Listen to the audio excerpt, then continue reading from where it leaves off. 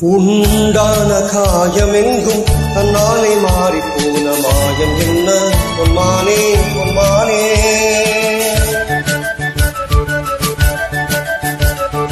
என்ன காயமான போதும் என் மேனி தாங்கிக் கொள்ளும் உந்தன் மேனி தாங்காது சென்றேனே.